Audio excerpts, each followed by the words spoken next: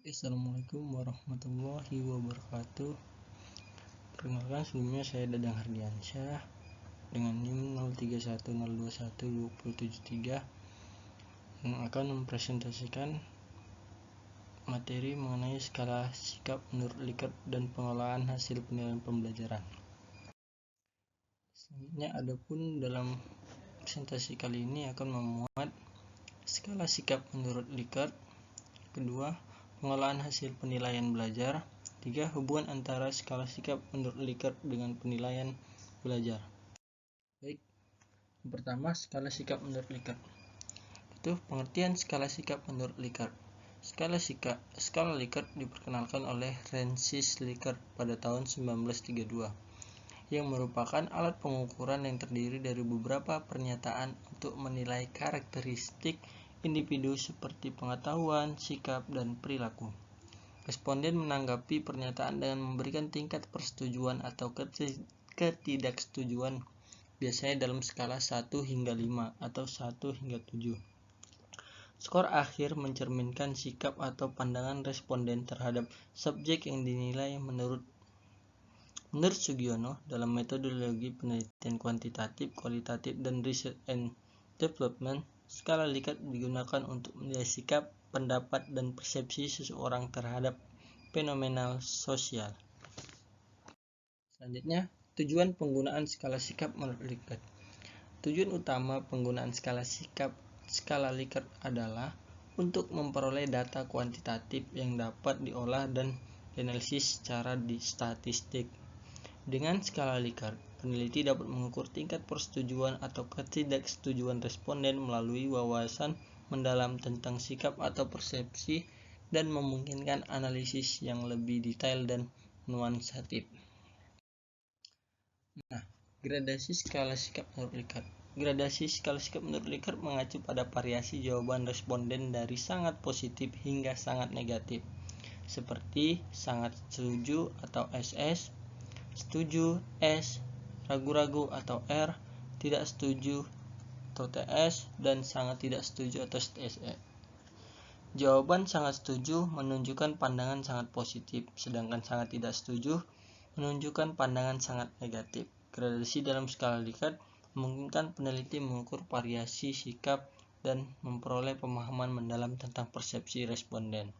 Nah, untuk lebih jelasnya kita dapat melihat pada tabel berikut, yaitu adapun sangat setuju dengan skor 5, setuju dengan skor 4, ragu-ragu dengan skor 3, tidak setuju dengan skor 2, dan sangat tidak setuju dengan skor 1. Selanjutnya, ciri skala Likert.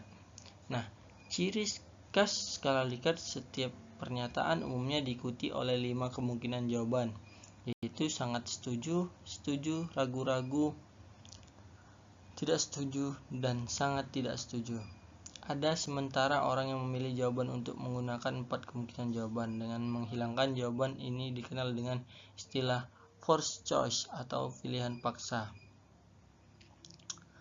Berikut beberapa cirinya. Skala yang sederhana dan mudah dipahami. Digunakan untuk mengukur sikap, pendapat, dan persepsi.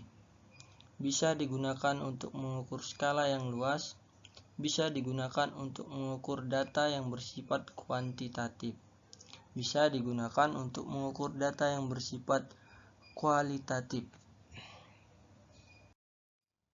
Kelebihan dan kekurangan skala sikap menurut Likert. Adapun kelebihannya yaitu mudah dibuat dan diterapkan.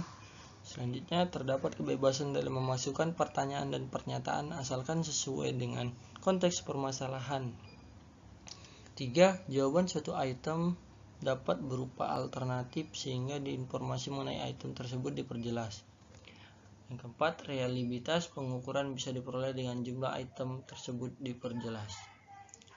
Kekurangannya yaitu skala Likert hanya dapat mengurutkan individu dalam beberapa skala, tetapi tidak dapat membandingkan berapa kali satu individu lebih baik dari individu yang lainnya. Kedua, kadangkala total skor dari individu tidak memberikan arti yang jelas, karena banyak pola respon terhadap beberapa item akan memberikan skor yang sama. Adanya kelemahan di atas sebenarnya dapat dipikirkan sebagai error dari respon yang terjadi. 2. Pengolahan hasil penilaian belajar.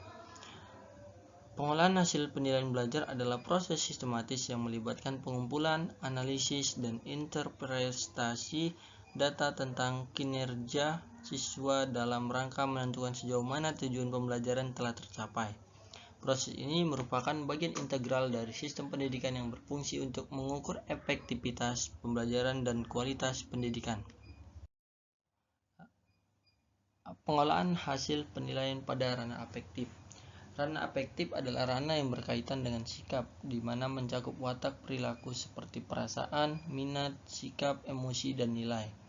Ciri-ciri hasil belajar efektif akan tampak pada peserta didik dalam berbagai tingkah laku. Berikut 5 jenjang pengelompokan ranah sikap yang dinilai, yaitu receiving atau menerima dan memperhatikan, responding menanggapi, valuing menilai atau menghargai, organization mengatur atau mengorganisasikan, characterization by evaluate or complex karakterisasi dengan suatu nilai atau kompleks nilai.